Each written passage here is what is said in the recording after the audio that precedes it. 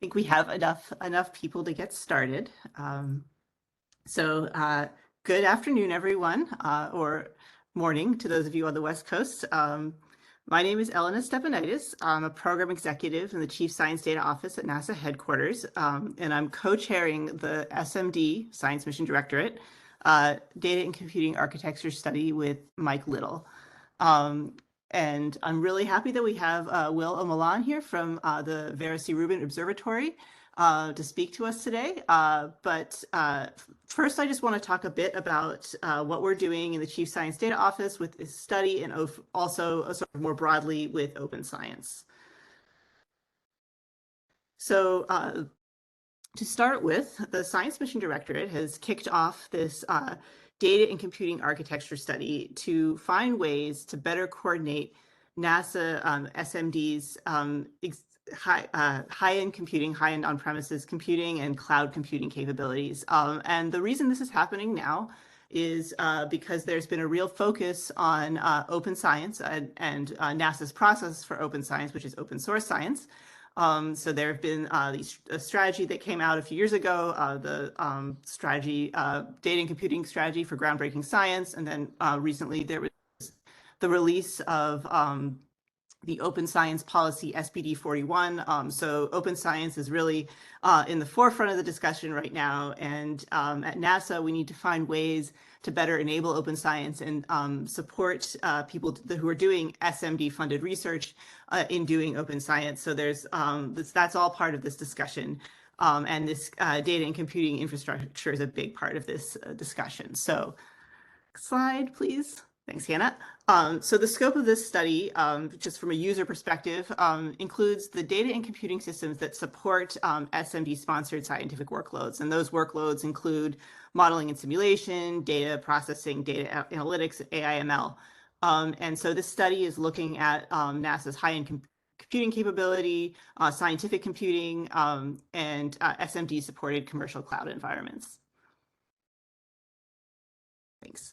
So before we get started and before I hand it over to Peter to introduce our speaker, I just want to put up this code of conduct just to remind everybody we want this to be a respectful, productive space where people feel that they can be heard. And so the real fundamental thing here is please treat others like you want to be treated.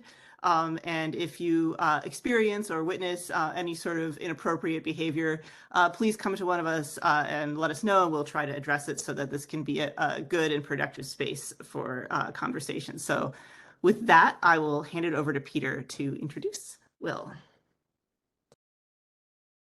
Well, greetings, everyone. Very nice to see you, as it were, on a wonderful Friday. This is another of our webinars to support the data and compute architecture and infrastructure study. Before I introduce the speakers, I want to remind you that there are two ways to submit a question. One is to use NASA's IO tool, and if you don't see the link yet, you'll see it momentarily. I'll put that up as again here. Oh, Hannah beat me to it. You can upvote questions there. You can anonymously post a question. I will ask the most popular questions first, but if I see some connections, I may sort of use a little discretion. Each workshop has a unique QR code. You can use your phone. You can use the link in the chat box, but you can use your phone or your tablet to get to the IO tool. As an alternative, if you're more comfortable with the WebEx chat, you're certainly welcome to do that. I and others will track those and get those moved over to the Q&A IO tool. Next slide, please. Well, it is my pleasure to introduce our speaker today from the Vera C. Rubin Observatory, where they operate the Legacy Survey of Space and Time, LSST. Our presenter today is Will Omalon, Project Manager for LSST Data Management. He's going to talk a bit about LSST's work seen through an open source science lens. To the degree possible, he'll lift up some user needs and business needs that might be relevant to the Science Mission Directorate's transition to open source science. as well as some best practices that might be identifiable through LSST's work. And where we can, we hope to capture some insights regarding data and computing architecture drawn from those user needs and business needs, as well as best practices. Will Omalan is project manager for the LSST data management effort. He began that position on the 1st of April, 2017. No jokes there, please. In this role, he leads a distributed team of over 100 professionals to the successful delivery of the data management system. This includes stewardship of LSST's data management technical and scientific vision, as well as responsibility for the overall execution, quality, and timeliness of all DM construction activities. Since 2018, he has also been Deputy Project Manager for software. Will has degrees in computer science, as well as a PhD in physics, and has worked on space science projects since 1996, when he assisted with production of the Hipparcos CD-ROMs for the European Space Agency, as well as a number of projects with Johns Hopkins when he was there in the early 2000s. He's spent time later in that decade with the European Space Agency and the Gaia science operations before coming back to the States in his current position. And he has joined as well with with some colleagues, Frossi, Katie Lim, and Tim Jennis. Welcome to you all, and Will, let me turn it over to you. So I unmute. Good morning, everybody. Hi.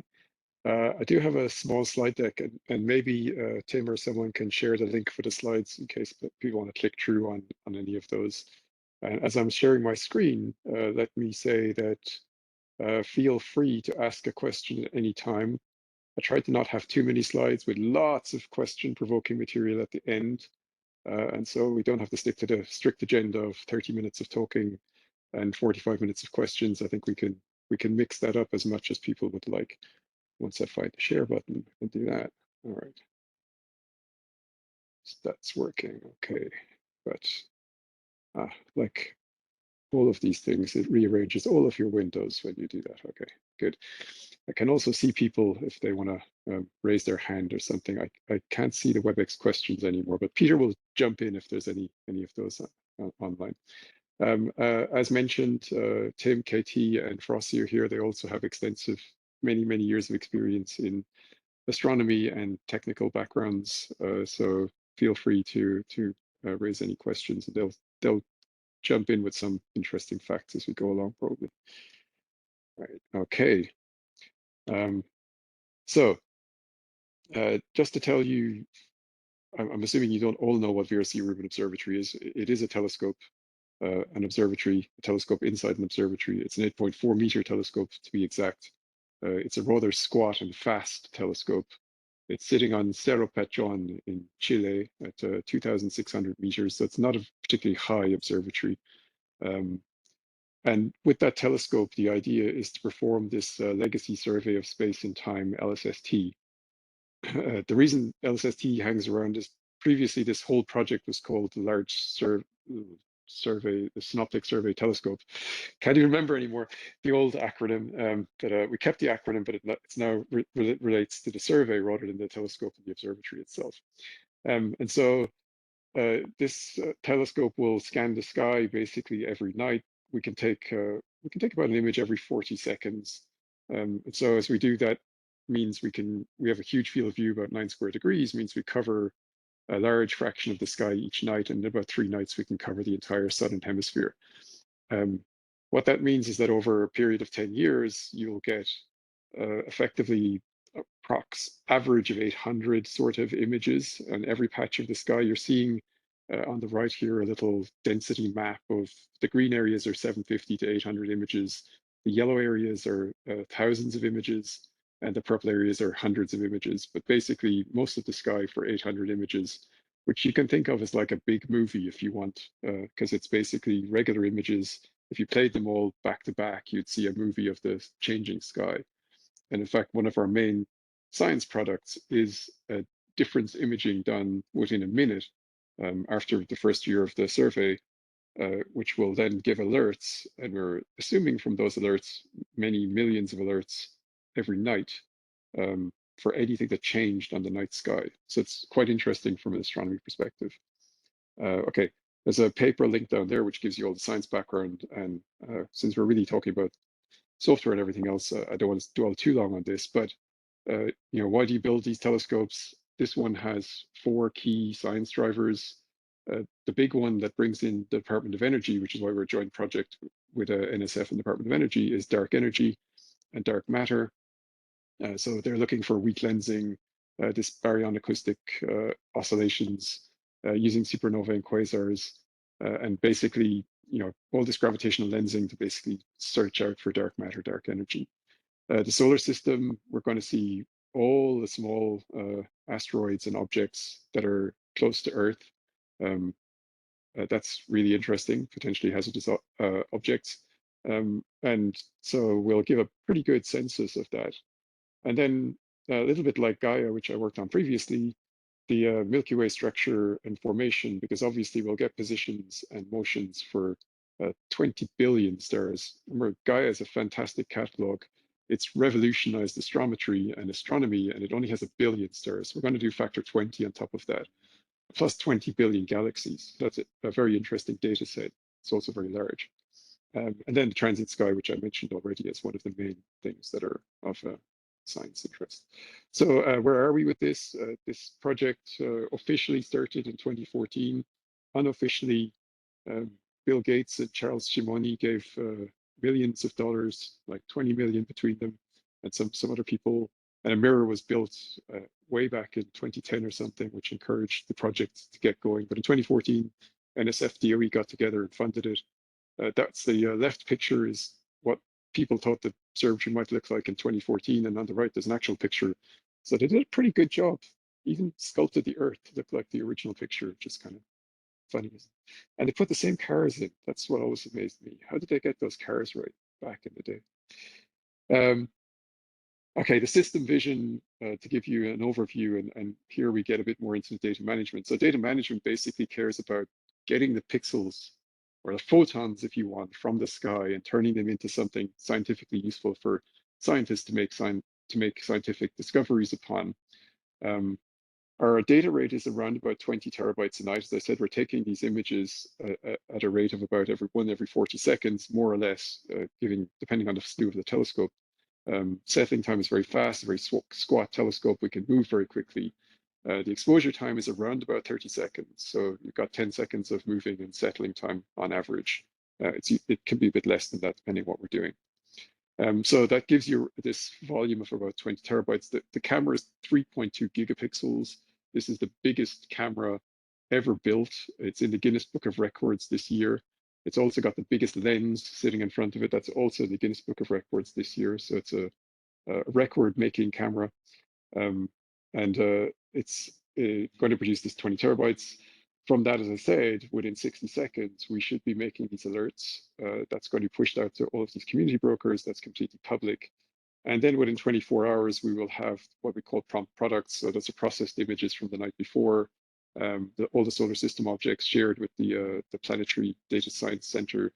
And then we will do on a sort of annual or longer term releases of a reprocessing of all of the data. So think about this, that basically in year 1, I will process a bunch of data. In year 2, I will process twice as much data because I'll do all of year 1 as well as year 2. So this obviously grows up as you go along over 10 years and gets to be quite large. So we end up with several petabytes of data, about 500 petabytes. And the catalogs alone of indexing into those images are about 15 petabytes. Again, if we're not assuming an astronomy background here, so catalogs are the lifeblood of astronomy. You don't want to look at all of those images. You want to find out what interesting objects are on them. And the catalog basically tells you where interesting objects are on the sky. And then you can go back and look at the images if you really want to. but a lot of the data science is actually done on the catalog. Okay, I think the main way that we access that data is through the science platform, and I will say a little bit more about that a little bit later. Our mission statement from data management is to stand up an operable, maintainable quality services to deliver high quality LSST data products for science on time and within reasonable cost, of course. We're near the end of that. We have a couple of years of construction left. We'll start producing the data products as soon as that. Well, we produce data products in simulation already, but we'll be actually doing it for real very soon when the commissioning camera goes on the sky next year. We're distributed across the Americas, as already mentioned. The team, we're in transition to operations, so the data management construction team is now about 60 people, but we still have 100-something people if I take in operations as some of the people transition to operations. There's a smattering of them on the lawn at our meeting in August on that picture, and a few you'll see dialed in on the top who put their cameras on when we took a little picture of who was attending remotely and in person at our all hands meeting in August. I will say that we have a leadership meeting, which is a smaller group, still about 15 or 20 people, usually about 14 on a call on a Monday, where we just do some high-level stuff. On Thursdays, we have a smaller management-oriented meeting with the account managers where we discuss blockers between the different groups and how to get around things, work that needs to be done. Usually pretty quick. We're fairly efficient on our meetings. There is a management plan if people are interested more on the structure of that.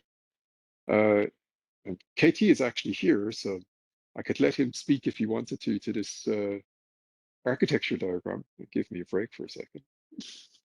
Sure. So this is how the data management system architecture is actually organized. We start in the upper left with the observatory on the summit. The left-hand side is essentially the chain of data handling for the prompt processing that Will mentioned that needs to produce results in near real time. So we get telemetry and images, transfer them to the US over a long-haul network, and execute our prompt processing algorithms on them to generate the alerts and distribute them out to the science community. In the center of the diagram and on the right-hand side, we have the data management systems that actually do the offline annual data release processing. And so those include the batch production that runs over, it actually runs in a kind of a global manner across facilities at the US, in France at CCI and 2P3, and in the United Kingdom. And we have a data backbone that distributes files to those facilities as necessary. And finally, there's the distribution of the actual data products to our science users, and those happen via the science platform that Will mentioned. At data access centers, we have a cloud data access center and one in Chile as well as internal science platforms for our staff and commissioning users. So all of this is based centrally around an archive that will be hosted at the US data facility with a replica in France. So, yeah, I just realized my headphones are not actually picking up the audio, but I can't seem to figure that out on WebEx. So, and I don't know which microphone I'm using then either. Okay. A little bit the data processing. I was hoping Yusra could also join us, who looks after all the pipelines, Yusra Al Said, but she was not able to join. Let's just say that like the way this observatory works, as I said, is imaging based. Here's a very small image. It's from a previous project that I worked on, Sloan Digital Sky Survey. This is the premium galaxy survey, if you want, of the similar nature. So we're not the first one to do this type of wide field imaging. We will be faster, we will be deeper. So that's a Sloan image, and this is what a HyperSit PrimeCam image looks like for exactly the same patch of the sky. Just so you get to see the idea here on this image, you can see some stars, you can see some galaxies, and you see a lot of space. And when we go to the Rubin depth, which is very similar to this HyperSit PrimeCam image, which is also processed with the same pipelines that we will use, you begin to see that everything's blended. There's lots of galaxies overlapping stars and overlapping other galaxies, and much less black space. I think this isn't new to most people who are looking at space images. As people show JWST images, and suddenly there's galaxies everywhere in the background. Yeah, that's what we're going to see everywhere we look. Loads of galaxies, loads of stars. And so we are testing on real data from other telescopes, our pipelines already. And so we have a fairly good confidence that we're going to make this work well for us. We are systematics limited. That's the whole point. We take lots and lots of observations so we could beat down to the systematics with a telescope and bring out really good data sets. Data access is all for data rights holders, apart from the alerts, which are public. Not sure why this is. I would really like it to be open data, to go with open science, but there's a push from DOE to keep it proprietary for at least 2 years. So the data doesn't become public for 2 years. It's held within the consortium. I will say the data rights holders are quite broad. It's basically every US scientist, plus a bunch of others who've done in-kind contributions from international partners, with huge contributions from, say, for example, France and the UK, but many others as well. We're also considering, I'm going to say what QServe is in a minute, but basically we're also looking at things like Parquet files for new ways of working with data that were not considered in the original design of this system. And a little bit of the data will be public via the education public outreach. We're not really quite sure exactly how that works. We know that some cutouts will go there. They haven't quite decided whether they're going to take a deep cut in one patch of the sky or a more broad set of images across the entire sky. So we're working on that with them still. Science platform is the way of accessing data. And I don't know if Frosty wants to say a few words or not. Or not. All right. Yes. Go ahead. Yeah. So the science platform, and we're going to talk a little bit about this in a bit, is actually a key part of our science delivery policy, and that is because the Rubin data rates are unmanageable by normal users with normal computing resources, given the data volumes involved. And so the idea is that one creates a suite of capabilities that is next to the data. The compute is paid by the project, and tooling that reproduces, hopefully, the flexibility that a user used to have on their own machine when they had their own copy of the data. And that is a key part of how we see being able to extend the reach of Rubin users. A couple of papers linked on here if you want to look up further information, including a little bit about how we're running this on Google for a data preview one recently. Okay, so as I said, catalogs are actually what most astronomers use, and quite a lot of science comes from the catalogs. And I will go out on a limb and I'll say most science is done with catalogs. Quite a bit, of course, of the dark energy stuff is done with images, but even there, it's usually starts with catalogs, looking for Chiron galaxies and stuff like that. Gaia, of course, only produces catalogs. You don't get images from that. It's purely a catalog of positions and motions. So we extract those from the images, as I said, in data processing. And that means you end up with these rather huge catalogs with 60 tera rows, if you think of the individual observations. It's tens of petabytes, 10 to 15 petabytes of all of these things when you put them together. We have a set of sort of requirements I've listed on the side here, just to give you an idea of the kind of things we've committed to, that for a small patch of the sky, I should be able to return data within a few seconds, 10 seconds. I should be able to scan billions of objects in an hour and basically do a little bit more analysis over 8 hours. And then doing nearest neighbor type searches within an hour, and any other sort of special grouping also within an hour. Full table scans, 12 hours, and sort of cross match or contains, not contains within an hour for with an external catalog. Those are pretty hard requirements. And again, if you're looking on the left, you'll see, just to give you an idea of the sizes, hundreds of terabytes, petabytes for individual tables, up to 5 petabytes for any given table. it starts to be rather difficult to do.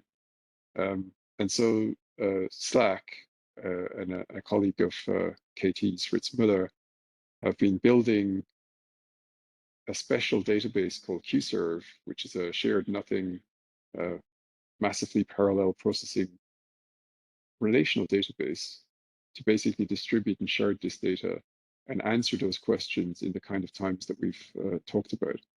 Again, there's some references here for documents if you're interested in how that's built, etc. It's sitting on top of MariaDB.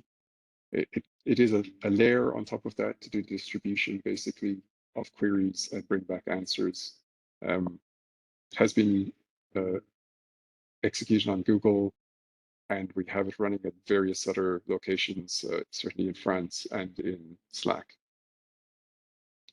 Again, as I said, I've kind of said this already. There's hundreds of nodes. Basically, you share the data out on hundreds of nodes. You have some combiners which combine results and distributors which distribute queries out to all of those nodes. So for a given specific pointed query, you'll end up just hitting one node. And for those shards, it's distributed over many nodes. So you can make the speed that you need by basically distributing over a lot more systems. Whereas the more you distribute, the more you have to combine, and it starts to be a little bit messy. But this works, and we've scale tested it. It's working at 50% of the scale we need for data release 1. That's already pretty impressive. We've had users hitting it with data preview 1, so that's kind of interesting in the last year.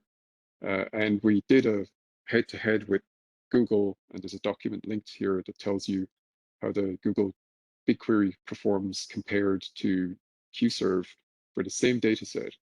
And you'll see QServe does extremely well in astronomy queries, which is what you'd expect. BigQuery doesn't. And BigQuery does much better on some other more generalized queries. So, it's horses for courses, as we say in Ireland. And QServe is the one you want at the moment. But we do continue to look for alternatives. Another big database, and I could let Frosty say more about this as well, since it's Frosty's team that actually built this one. Do you want to talk about that, Frosty, very quickly? Sure. We also provide a high-performance telemetry database for the summit, and to mirror data to our data facility, and then to mirror derived metrics back to the summit. This is a tool chain that is based on Kafka, managing data flow into InfluxDB. We are capturing telemetry at up to 200 hertz in some cases, mostly on average 20 to 50 hertz, which is the frequency of our control loop for our M1, M3 primary mirror. And that is already in operation, since there's already hardware at the summit and it's already capturing telemetry.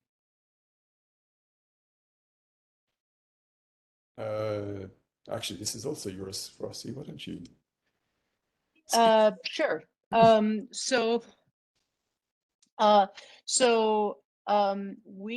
I did not remember making these images, but I can speak to it anyway. So we are, from the start, we were an open source software project. I would like to, we were going to talk a little bit later on how that's not, it's necessary, but not sufficient for open science. But we are an open source software, and we were, from the beginning, we were very keen not to be open source by license only. Frequently in astronomy, people will say, well, we're open source, and it's like the opening of Hitchhiker's Guide to the Galaxy, as long as you're in the basement without the light on trying to find the source code. We are very early on moved to GitHub for not just to make our software available, but to actually bring up our developers, many of them which were young and they were the first developing gig, to bring our developers into the center of the open source movement, and to erase the difference between working on our own code base and upstreaming to open source software packages. And this has actually worked very well. The project is massive enough to be its own open source ecosystem, but we also have an excellent track record of upstreaming to other open source tool chains that we use. And so this is just a bit more detail on the fact that there there's a plot from Tim, if he wants to describe it on the right here, which gives you the number of lines of code.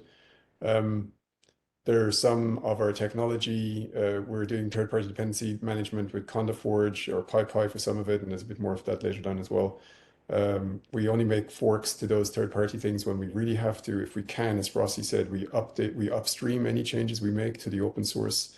We prefer open source. We try to use open source tools where we can. You'll see some nice dips in this code where something has been removed because it's been replaced by a package that we found that does what we wanted. So it goes out of our code base and becomes open source. And sometimes we've open sourced things that were in our code base. There's a lot of conversations and workshops with the community about what's the best algorithm to use for these things.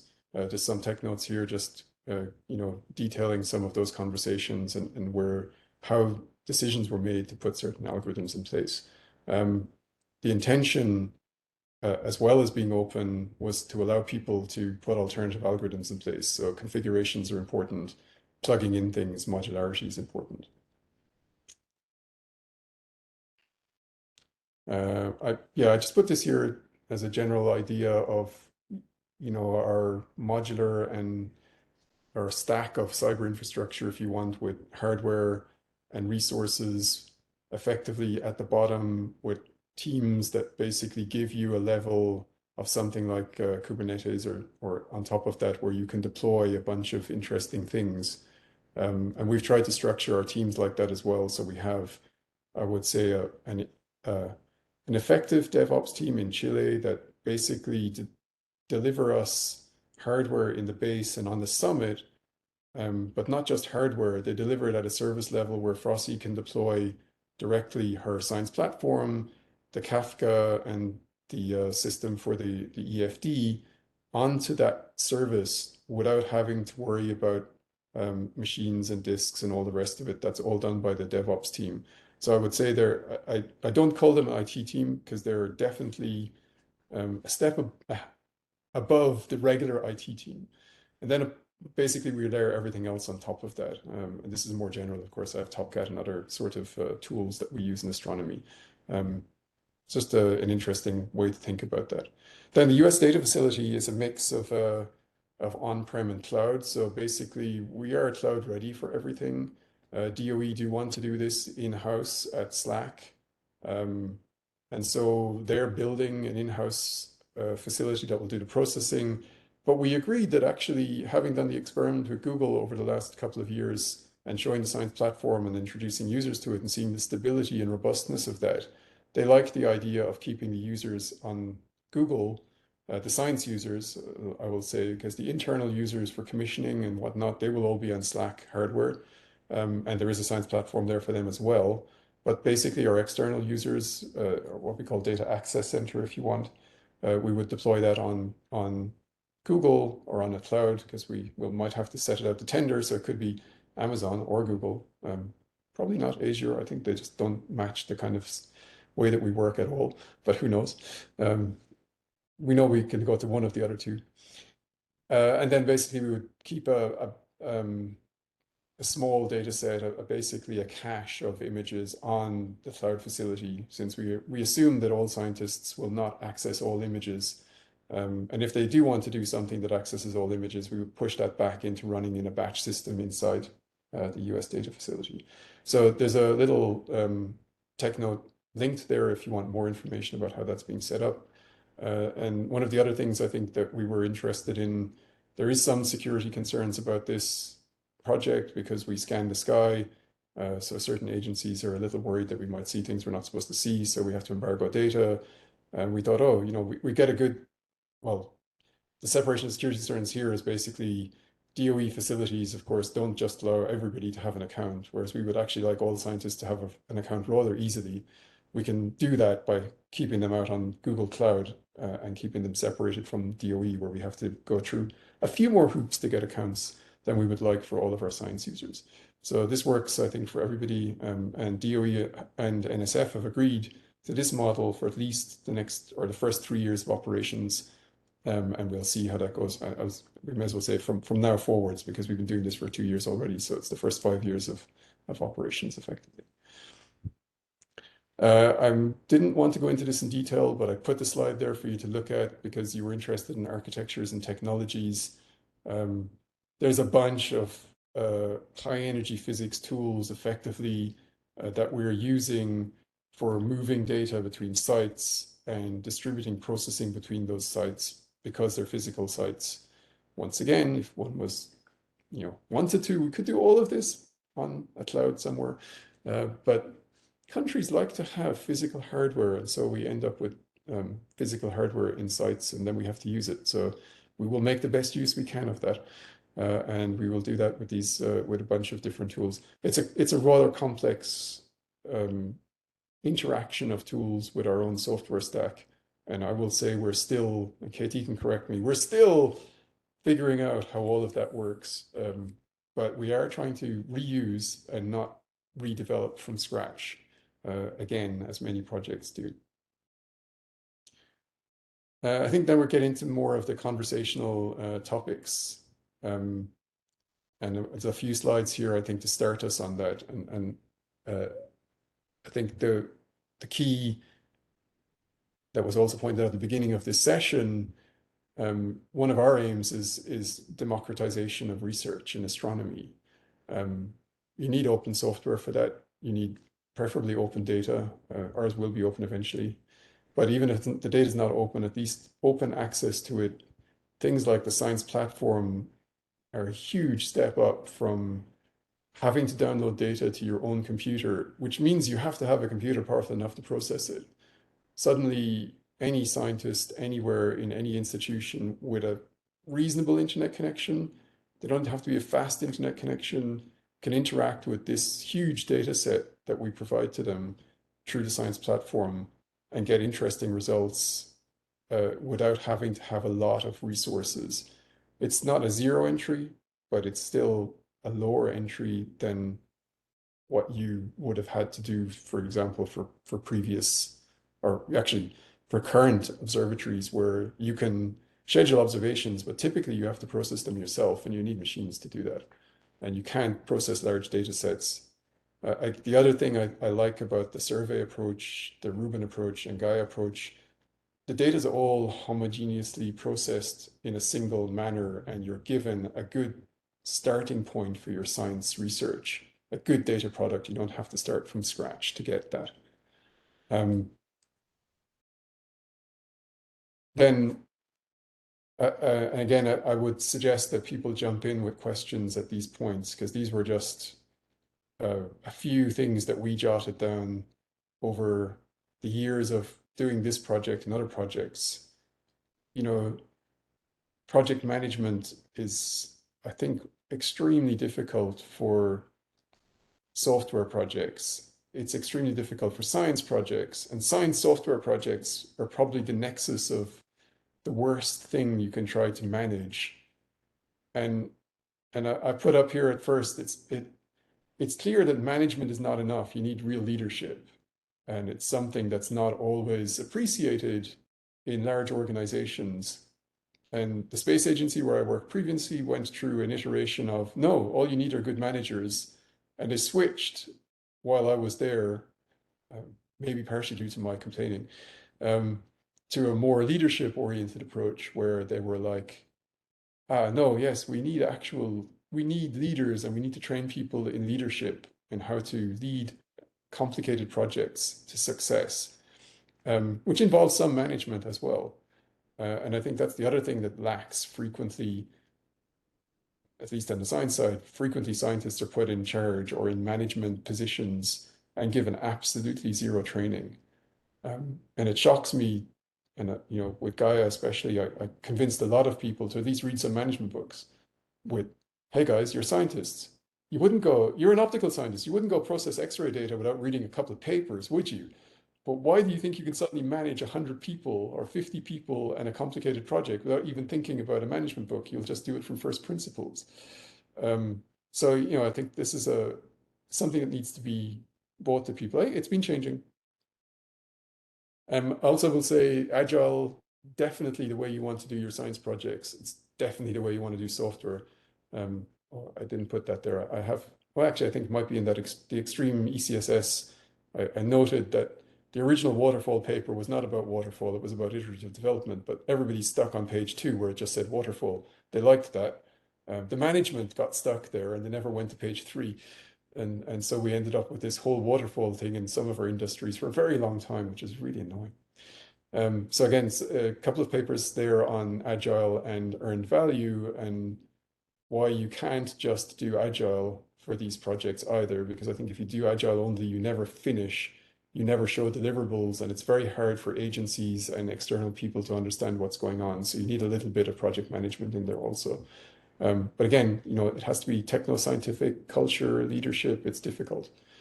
Offering opportunities for getting career credit, this is extremely important. Again, in science projects especially, publishing is everything, and software doesn't count for anything, and you get very little credit for it.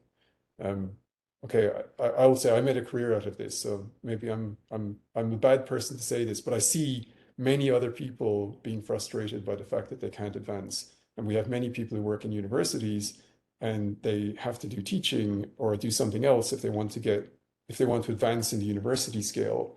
But they're actually good at doing software, and we'd like them to do some of that, more of that. And the community would benefit from that, but there's no real track for them to do it. So it's you know, interesting.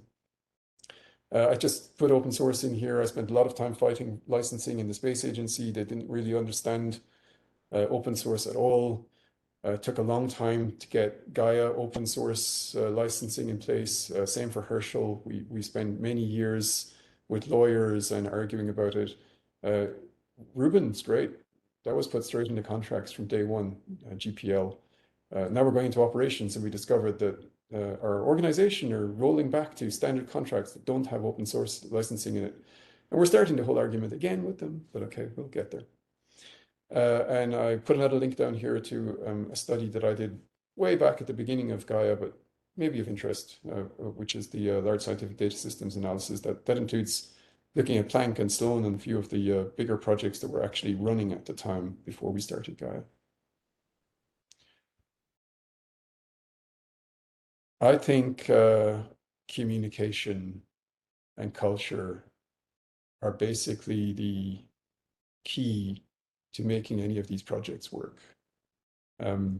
You introduced a code of conduct at the beginning of this meeting. I think that's excellent. Projects need code of conduct, they need communication policies. I put in brackets, we just had a recent, we have a Slack channel with thousands of people on it. Should you really say @channel on a channel like that? Within data management, we have a policy for that, but the project as a whole does not, for example. They ought to. Forums for peer-to-peer support and networking, really important. Guidelines and conventions. I think if you want a culture and you want to build and grow a team, you need to give them guidelines and conventions, but they need to be live. You need to encourage people to update them. I think again, the Rubin One developer.lsst.io is an excellent example of something like that. We had similar documents on Gaia, but they were PDFs. They weren't as live and as updatable as developer, where anyone can do a pull request on it. So I think this is a really good way of doing that. I still think it takes a long time to bring new people in, certainly on Rubin. On Gaia, I think we were a little bit faster, but still takes time. If you don't have the guidelines and conventions and everything else, it takes even longer. Spoken and written conventions are also good. We had on Gaia very specific document, BAS3, I didn't link that here, which spoke about things like which way is up on the satellite. Still, the prime contractor had a different XYZ coordinate system to everybody else in the science collaboration, but at least there were only two. And I think on Rubin, we've had similar things with the focal plane, which is the XY directions on the focal plane. The camera implementers think of that one way, the rest of the science community a different way. And it would be good if that wasn't the case, but it is. And maybe you just have to live with it occasionally, but it's, these things need to be written down. And that also covers things like when you make plots, which coordinate systems do you use? Is 0 in the middle for astronomy, or is it on the left? So stuff like that. They're very good to document. And then, how do you write documents? How do you publish documents? How do you find documents? And I think on Gaia we had a LiveLink, and on Rubin we have DocuShare. I will say the Gaia system was far better curated than the Rubin system. The metadata was better. Still, on both of those systems, finding anything, almost impossible. And I have yet to find anybody using a huge document system on a project that runs more than 10 years who can find the document easily. I'm going to say that the LSST.io system that Frosty built with Jonathan Sick, that's the Sick 2015 paper, it actually works. You can find things. I'm amazed. And the thing is, of course, it's a whole publishing system. You should publish your documents in there as well. We still have DocuShare, which unfortunately, yes, with great effort, I can find things that I look for in there, but it shouldn't be so hard. Culture, I think, it's one of those things, you know it when you see it. It's clearly identifiable, and it needs to be inclusive and open.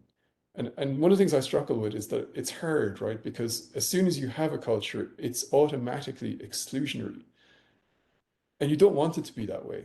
And you get around it by being inclusive, open, and inviting. But at the same time, once you have it, there's a clear them and us. And we've just had a case of that very recently with someone who was coming on the project going, I certainly don't want to be part of that DM thing. I'm not going to do things the way they do it. And I've had similar things with Gaia where we had a very specific way of doing things. The supercomputing story here is maybe vaguely interesting in that it's not exactly a clash of culture, but clearly we chose Gaia. In Gaia, we chose Java as a language. And the supercomputing center hated us. We went, you can't run Java on our supercomputers. It's not efficient. And what do you want me to run? C? Yeah, okay. So we had thousands of lines of code running on this supercomputer in Java. They complained bitterly about it. And then we came to the last piece of C code that was actually, we did have some C code running there. And I said to them, I'm getting rid of the C code. And, oh, no, you can't get rid of it. It's the efficient piece. And I got the guy who wrote the C code I said to him, I'll convert it or you convert it. He said, I'll do it. He went off and did it. It took a long time. I said, Sergey, it shouldn't have taken so long to convert the code. What's wrong? He said, well, I converted it. It was quick. It just took a week. I said, yeah, but it's been a month, Sergey. He said, yeah, but I'm really testing it. I said, well, so what's wrong? He said, it's too fast. It's 10 times faster than my C code and it can't be right. And, that's just it. It's very repetitive code, and Java is extremely good at repetitive things. And in this case, I could understand why it was faster in Java, because Java automatically makes it streamline certain things that are repeated, and C doesn't unless you rewrote it. I looked with him, and we looked at how you could have made the C code much faster. But the point was, supercomputing people never actually looked at the C code to make it faster. They don't typically. They go, oh, it's C code, it's good, it's fast. And so, these kind of things are also interesting. Open software, well, automate everything, right? Use all this industry solutions. And again, I think this is one of these problems. If you don't have a software culture with people who do this, you don't shift with the shifts in industry, and you get stuck in some, decades-old technology. Sometimes people complain about our culture. Oh, it's too new. It's Kubernetes, containers, all this new stuff. Well, it's not that new anymore. It was new when we adopted it. But, and I think one of their problems is, but you're going to switch to the next new technology in a couple of years. And we go, well, yeah, probably. But that's what we should do, right? If we were doing a proper project, we would shift technologies and we will keep up with it. Because you gain from those things, right? Try to be modular, of course, if we can interchange things. I mentioned that already, and the cyber infrastructure stack is the same. Being able to orchestrate and send things out on Kubernetes allows us to switch things in and out, interfaces, all of that stuff, very important. Again, there was an engineering facilities database before the Influx solution that Frosty put in place. there was a reasonably clean interface, which meant it was reasonably easy to switch to a different backend. So there was some good design put into some of those things in the beginning, which allowed those sort of flexibility. I think extracting parameters and data models, they're from the code, that's super important. Butler is the, I think, is a really good example of that from Tim. Tim, do you want to say something about Butler? I can do. Sorry, there it goes. Yeah, so Butler is the way we abstract all of our data accessing and all of our working out what data we've actually got. So from the pipelines point of view, you just are given a Python object and you do your algorithm and you send a Python object off. And you have no idea where the file comes from, where the data comes from. It could be a local file, it could be object store. I mean, this is why it all just worked on the Google platform. When we switched it on, it was kind of just trivial. And the data extraction side is that when we ingest data, we store it in a dimensional space. So you index it by things like what was the observation identifier and what was the instrument it came from and what filter does it have. And then the astronomers can just find it, or they can say, give me all the data from last night, and it will just do it. So that kind of abstraction has made a big difference in the way we use data and access data at the observatory. Yeah. And a paper from Tim from SPIE is linked there, the GNS 2022 paper. So if you're interested in that, I think, and all that Butler software is distributed on PyPy, and of course, all of our software is open source, and it's not specific to astronomy. You could use it for any sort of data, I think. Well, standards, I think, are excellent. The Space Agency people complain about standards like ECSS. Here we have NIST in the US, model-based system engineering. And, they all try to achieve similar things. They do minimize learning curve. At least when you come into something, you can recognize there should be a document about this. There should be an interface document. There should be a requirements document, whatever it is. That helps, right? Rather than start, again, doing things from first principles ends up a little bit funny. I think it's also true at the code level, reusing coding standards. Yes, we have our own sort of Python coding standards, although I think we're trying to move towards things like Black completely if we can. But you start from something, you don't try to make these from scratch. And again, on Gaia, we had Java coding standards, but we started from one of the standard outputs and said, well, these are the things we would do slightly differently. Adopting and extending community standards, also important in a different way. For us, that's IVOA, for example, the International Virtual Observatory Alliance. They standardize data access. This project had a love-hate relationship. I think the US has a love-hate relationship with the Virtual Observatory. Some people hate it and some people love it. And so some go, oh, the Virtual Observatory never did anything. Actually, they did. They did a lot of standards. And lots of people use things that are implemented on those standards. They don't even realize it. And they're the same people who say they hate the Virtual Observatory, not realizing that what they're doing wouldn't work without it. So we try to support all of those standards, advance them and make them better and extend them. And, we're trying to bring in new ones to cover things that didn't exist back when they started doing that stuff. Slow process. Standards are very slow, not very rewarding at a short term. At a long term, I guess they are. But anyway, has to be done. I think there's no better way about these things. Making documenting easy. Again, that's the publishing. Yeah, my Gaia term was, please don't write only documents. It's nice if people actually read these things, if they want to read them, and if they do read them, they get something useful from them. We still do end up with some of these type of documents. Unfortunately, when you deal in big projects with reviews and standards, you end up writing certain documents because they have to be written rather than because they're of use to somebody. But okay, minimize. GitHub, Jira, Confluence, all of that. I think we have one more. No, we don't. That was it. All right.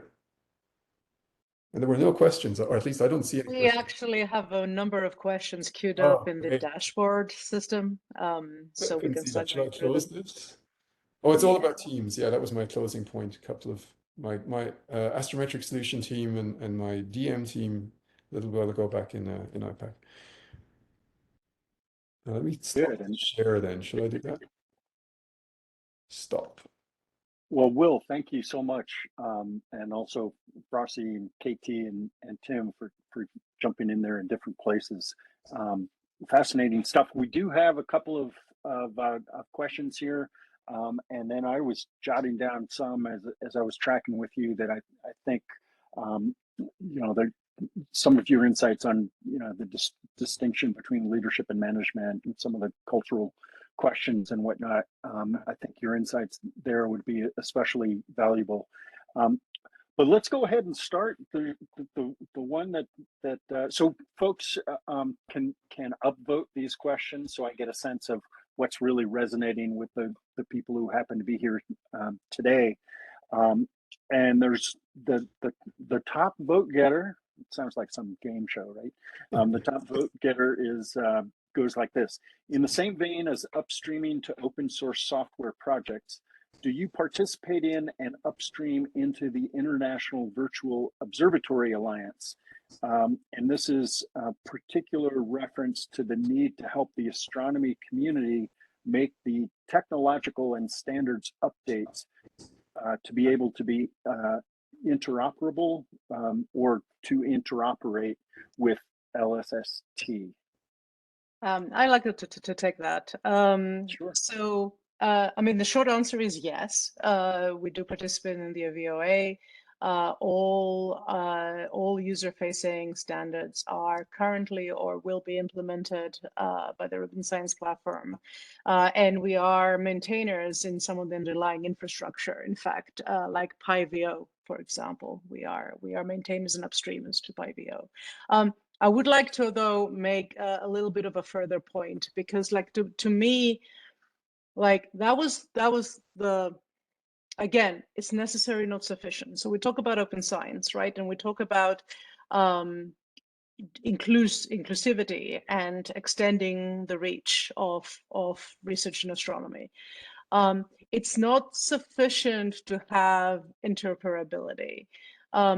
When we released our very first version of the Rubin Science Platform, we haven't even had first light yet, but we put it up there. We backed it with simulated data, and we invited a bunch of people to try it out and participate. And the community engagement team went out of its way to like, try and pick a diverse selection of users, including users from underserved, traditionally underserved research communities.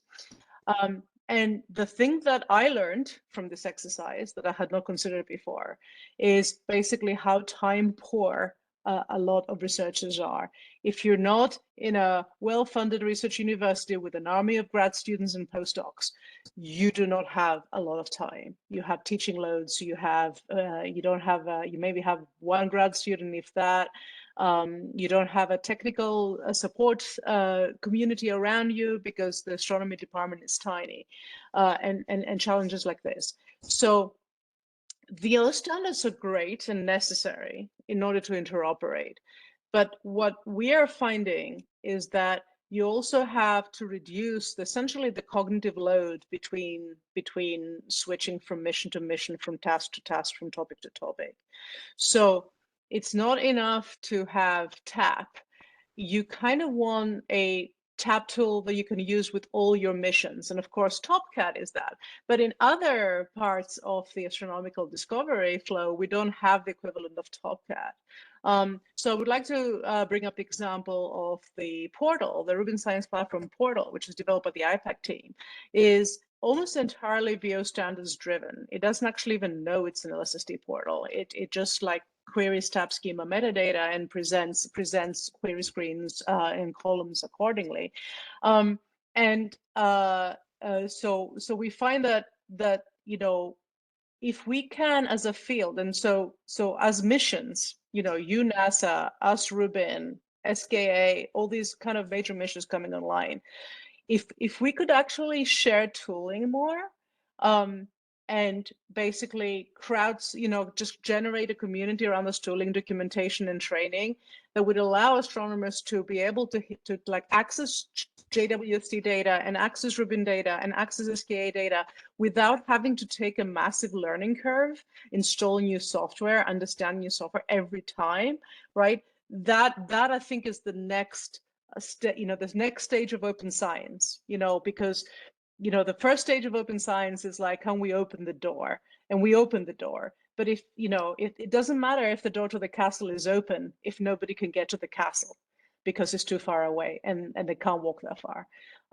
So I would like you to, when you're considering these, your future direction is to actually consider that. It's just not enough to do a thing. You have to do it in a way that creates a certain kind of common way of doing things, common tooling, common approaches. Another example, this is Python. Some people like Python, some people don't like Python. It doesn't matter.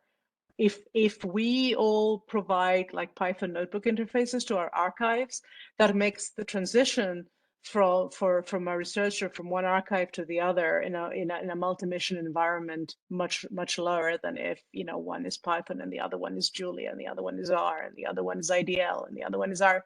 So there is an actual real open science gain in convergence of the missions to similar tooling and technologies. So I really needed to get out of my system. Thank you. Those are great points, though. They certainly are resonating, and they're also reinforcing points that we've heard from other speakers at other workshops. Certainly your understanding and your appreciation of the smaller institutions with higher workloads, or the institutions that perhaps have not been part of we've been calling them the usual suspects. They haven't been, to go back to a point that Will made earlier, all, in a sense, all cultures have this awkward barrier. Once a culture is sort of established, then you clearly have a line between those who are in and those who are out.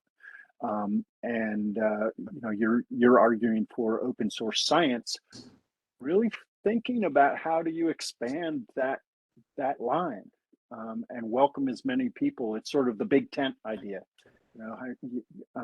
Sometimes you need to make the tent bigger, and sometimes you make the door wider.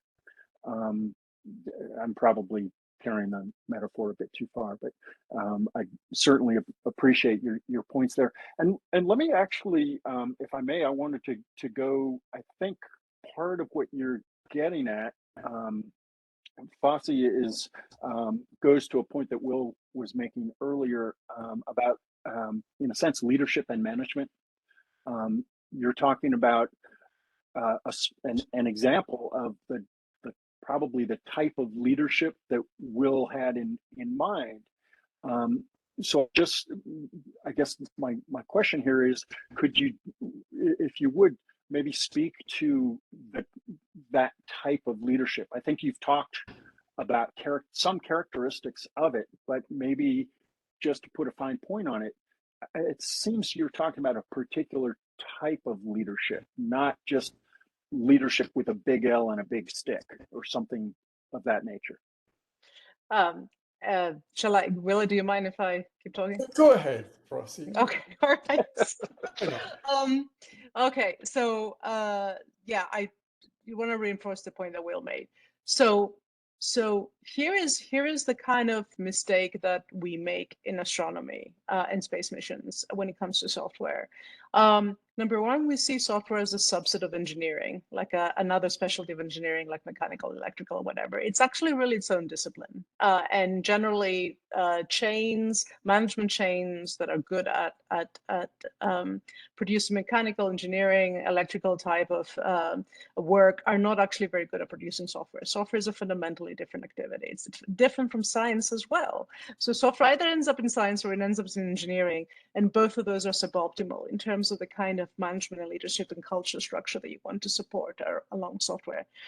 The tragedy in our field is that we are all extremely focused on the mission deliverable, right? And so everybody goes, okay, we want to build a telescope, and we want to have a great mirror, and we want to put it into space, and we want to have the seeing, blah, blah, blah, blah. Oh, by the way, we also have to have software.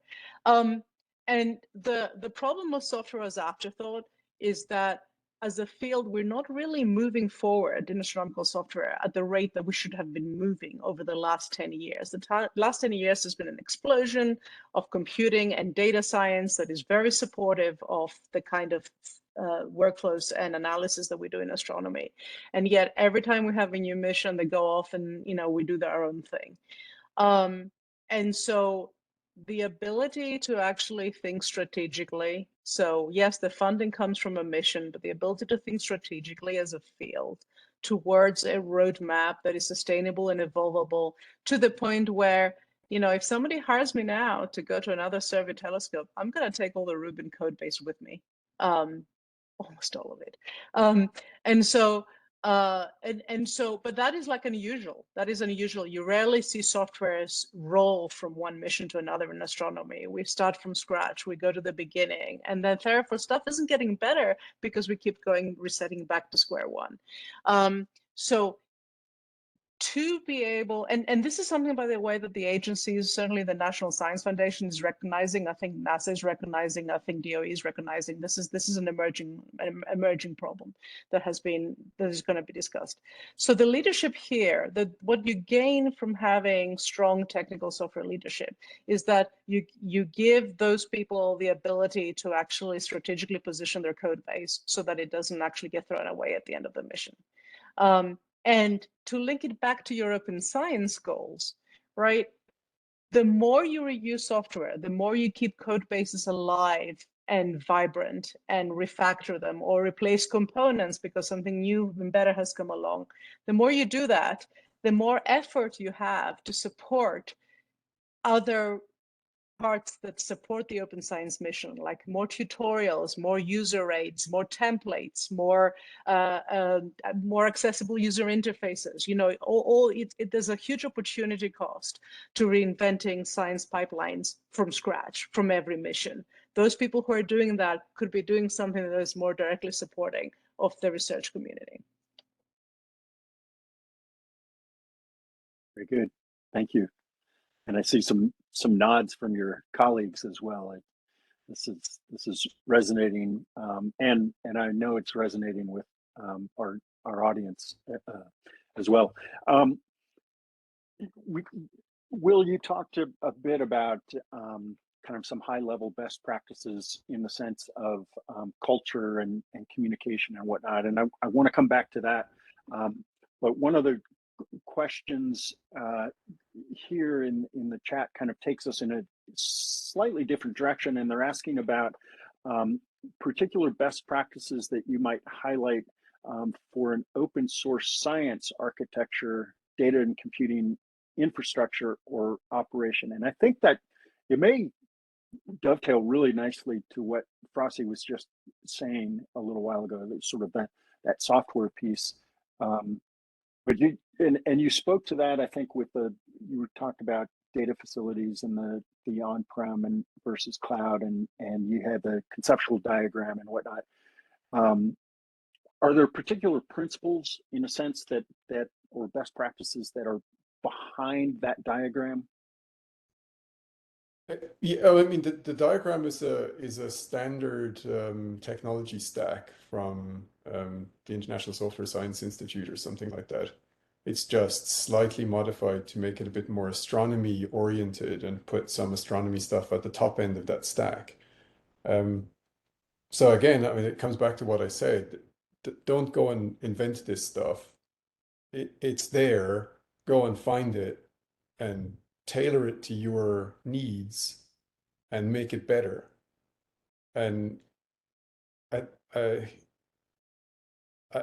the other things I put in there were, look for the technologies that allow you to deploy on different places. So on Gaia, we chose Java because we could just run it anywhere. On Rubin, we're using Python and C++, so you can't just run it anywhere. But containers and Kubernetes let you almost run it anywhere. So there's again a technology that lets you do that.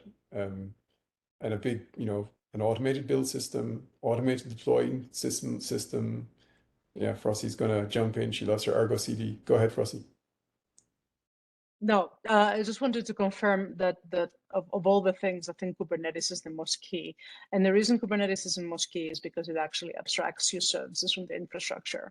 So again, all these points are actually connected. I mean, they sound like a catalog of points that individually they're strong, but together they're stronger. What does abstracting your interface matter? Abstracting your interface matters because now if you have abstracted your interface and I have abstracted my interface, you can run my service and I can run your service. So now we're back to service code reuse and a sustainable software development map.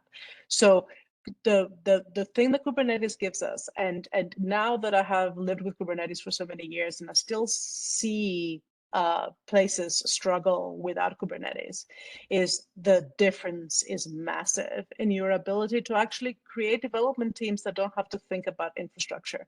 And infrastructure is a generic problem. It's not an astronomy problem. It's not a science problem. I can and do go and buy my infrastructure from Google by just putting down a credit card. I'm not paying astronomy taxpayer dollars in order to actually shove drives in and out of a rack. And again, it's the opportunity cost. It's not like those things don't need doing, but why not have teams that are actually addressing, science level and research level middleware and software development questions, rather than have them, work on infrastructure when you're an astronomy project, right? So again, all these issues are collected. Yeah. And focusing on, I mean, for me, it's focusing on your goal. What are you trying to achieve? And I will say, like, when I joined this project, I questioned things like QServe. I went, why are we doing a computer science project inside an astronomy project? Okay, I'm convinced we needed to do it because there wasn't another solution that I could find. But you should ask these questions. And Frosty extends it further, and I've done the same at the space agency. I lost the battle. Here I won it a bit more, but it's like, we're average at building data centers. Why are we building data centers? That's not our core, in the space agency, that's not my core thing. It's astrometry for Gaia. That's what I want to do. Why have I got people putting computers together in a computer room? And they're breaking, and the power's failing, and I have a power cut every other week, and the UPS doesn't work. And meanwhile, everything just seems to run on Amazon and Google 24/7. Okay, they have their failures as well, but in principle, they do a much better job of that. So why am I spending my time and effort and money on something that I can get as a service?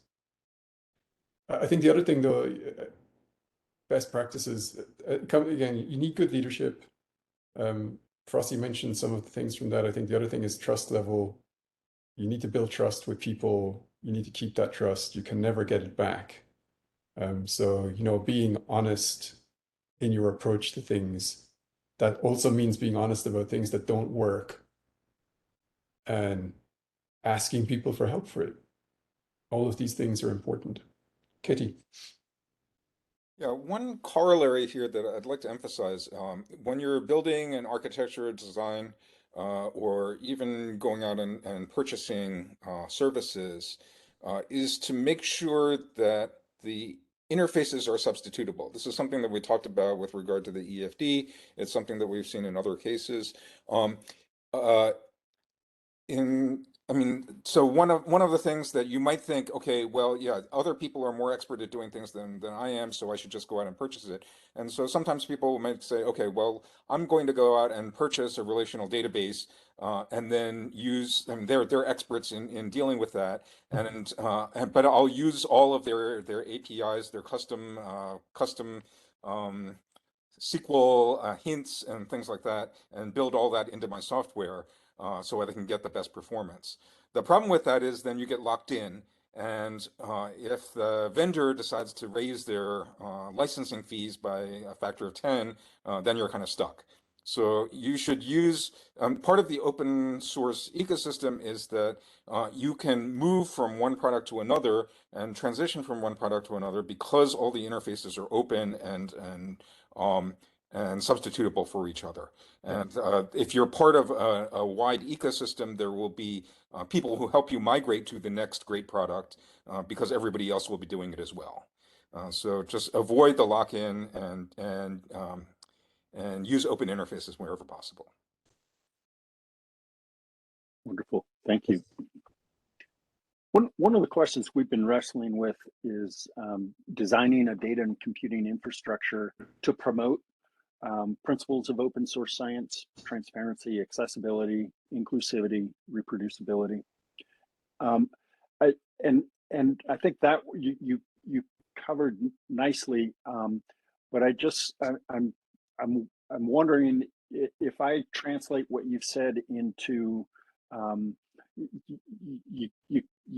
you can't just design the infrastructure, you can't just design the architecture, you have to think about the context of those almost with a cultural perspective. Am I tracking with you? Am I overreading what you're saying? No, I think that's exactly correct. You can't look at anything in isolation. Everything is connected, right? So you can't just deal with one of these things. You need to deal with all of them, and it's very it's not simple. Yeah, I've shared this with a couple of folks, and so forgive me to just sort of insert this, but I keep thinking of scientific revolutions and some of what Kuhn was saying, you know, and it seems a lot of what you're saying and other folks have said with regards to the cultural piece goes to what he was trying to tell us, that open source science and the architecture and infrastructure, they need to be aligned. There's this commensurability idea, and that it just resonates.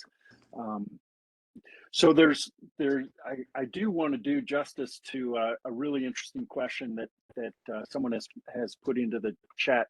It's on the side of sort of a devil's advocate type question, and I always love those. So this is someone who introduces by saying they would like to play devil's advocate. And the question is this: why even encourage the convergence of codes and tools? Why do we want metadata standard? Scientific discovery by definition is a race toward the first. The second we create a standard for metadata and codes, the second it becomes obsolete. Standardization is simply anti-innovation. How would you respond to that?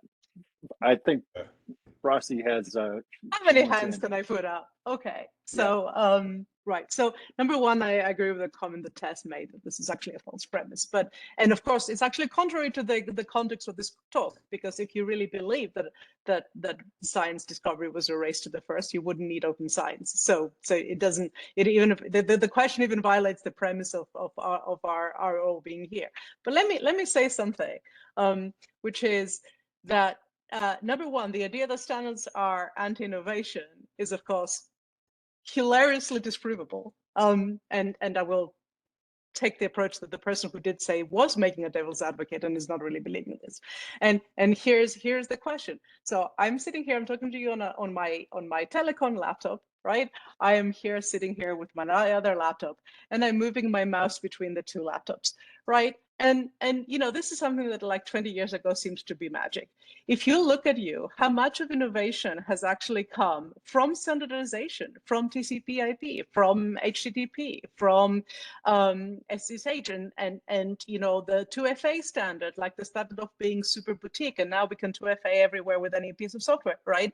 Like it's actually exactly the opposite, because the more you standardize, right, the more problems you are already solved for you, and therefore the more interesting problems you can actually apply yourself to.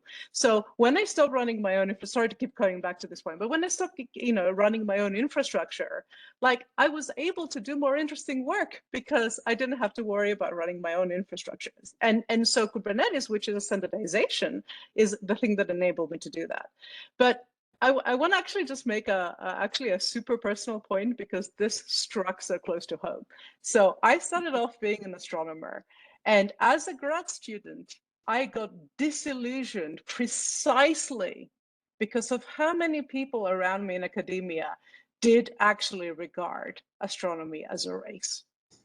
And the reason that I moved into working for observatories and technical organizations and software is because of so much more a collaborative activity that this is actually is. And you know what? We are stronger together, right? And so I would say that you can never stop people seeing this as a race because it's a cultural thing. Some people are just see the world in terms of winners and losers. You can see the world in that way, but the joy of open source software and open science and working with you people and the fact that we're talking to you and you're talking to us is actually in the collaboration. And so I would say that let's avoid the reductionist perspective. There are things in software is the one area where you can conclusively prove that people together can do so much more than one person alone. And we should like treasure that and nurture that. And people who want to like be the first people to publish a paper in Nature are welcome to exist. They're not, they're of no interest to us. Well, they are. We want them to publish a paper in Nature. Oh yes, and they also get Nobel Prize so we can get fund the next telescope. Yeah, that's Let them do that. fine. Yeah, But over I there, will they can just do it add over to there by that. themselves. I think again, from a personal perspective, we have the same problem in software and in science. There are certain problems that are tractable and a person can do them, but there's a certain point when you can no longer manage to do that thing on your own. Maybe this is simpler with software. It's just too much work. You have to distribute the work. And suddenly you're no longer an individual racing. You now need a team. As soon as you need a team, you have to have some culture and way of working. And then you need these standards because otherwise you just can't do anything. And I think what we're seeing more and more from science, there are less and less individuals doing that brilliant thing. They need, what's that standing on the shoulders of giants, right? You need all the stuff that came before you. And if it's not standardized and not available to you, you can't absorb it as a team and you can't make use of it. So yeah, maybe it is a race, but you still need all of that stuff. It's not defeating the race. It's the only way you can win the race these days. All the simple stuff's done. There is no like, yeah, I'm just going to go out and invent something fantastically new in this field. No, you're going to need a team of 100 people. I tell you, whatever it is, all the papers, all the new big papers, hundreds of authors, right? So, there. Yeah, these are both of your comments are certainly resonating with me, and I would imagine with folks here. You have me thinking back to some experience I've had with another agency that I used to work with, and everyone was doing that Chicken Little thing of saying, we have to do more with less. We have to do more with less, and it was just so. It was very demoralizing, and I can remember really challenging that and pushing the idea that Frosty just said, basically, in almost these words of, no, we're going to do more together than any of us can do alone, and just change the framing. So very much appreciate it. We have just 5 minutes left. Actually, we're inside that now. I want to bring Elena in momentarily to kind of close things out. I want to certainly thank all of you, Will, KT, Tim, Frosty. Really appreciate all of your insights and really asking us to think about the architecture and infrastructure challenges with a bigger lens, in a sense, a different telescope, one that is going to allow us to see deep field, if I may. So with that, Elena, let me turn it over to you. And if you can top that, have a great weekend.